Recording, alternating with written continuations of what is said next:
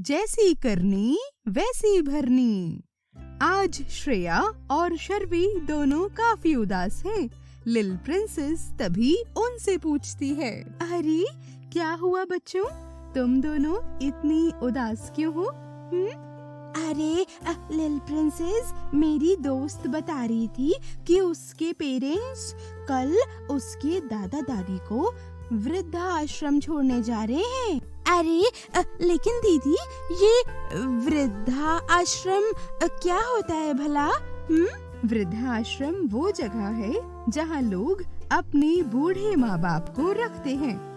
अरे लेकिन क्यों? ये तो गलत बात है ना? हाँ, गलत तो है। चलो इसी से जुड़ी मैं तुम दोनों को एक कहानी सुनाती हूँ। दरअसल एक समय की बात है। एक आदमी अपने बूढ़े पिता से बहुत परेशान हो गया था। अब उसे अपने पिता एक बोझ के समान नजर आ रहे थे। उसकी पत्नी भी उसके पिता का बिल्कुल ख्याल नहीं रखती। एक दिन तभी उसकी पत्नी उससे कहती है, अजी सुनिए, अब मुझसे और नहीं सहा जाएगा।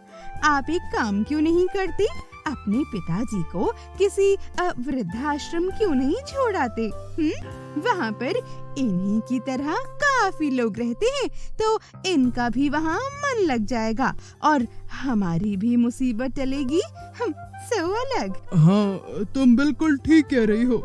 अब हमसे इनकी और सेवा नहीं हो पाएगी।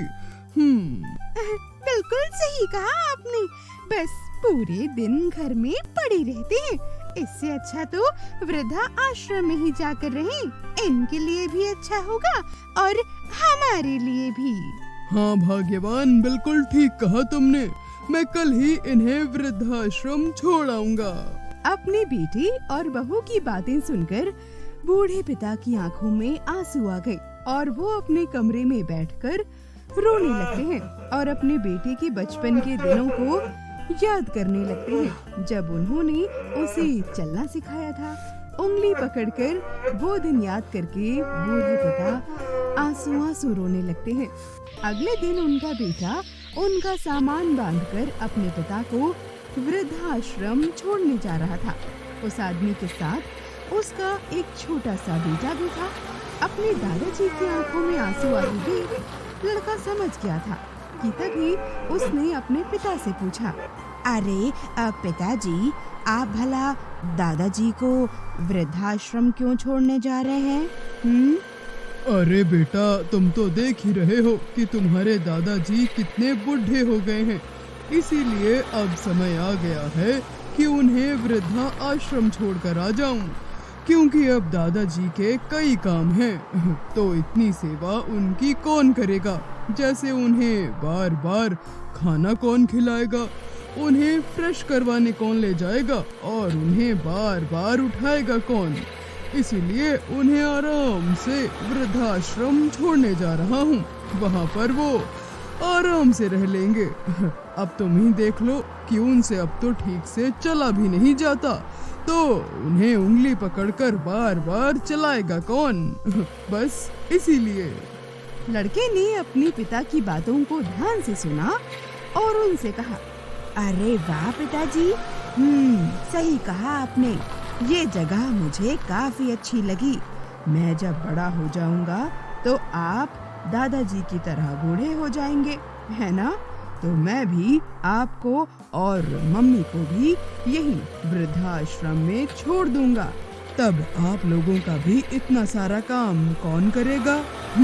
अच्छा किया कि आपने मुझे अभी से बता दिया। Thank you. अपने बेटे की ये बातें सुनकर दोनों पति पत्नी के पैरों से मानो जमीन खिसक गई और उन्हें एहसास हुआ कि वो कितने गलत थे। उनकी आंखें खुल गईं और उन्होंने अपनी गलती मानी।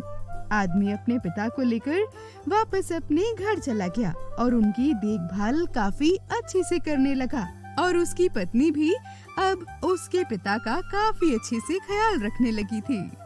तो शर्वी, इस कहानी से हमें ये शिक्षा मिलती है कि जैसा हम दूसरों के साथ करते हैं, एक ना एक दिन वैसा ही हमारे साथ भी होता है।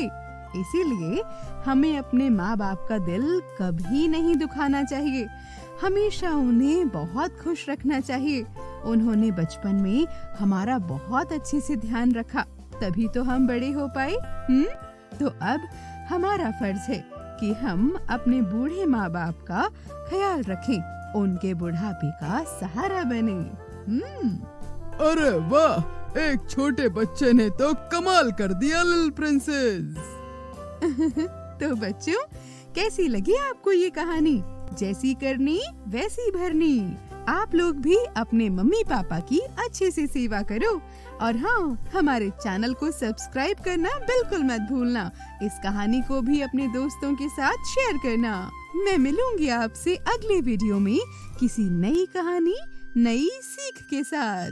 तब तक के लिए बाय बाय।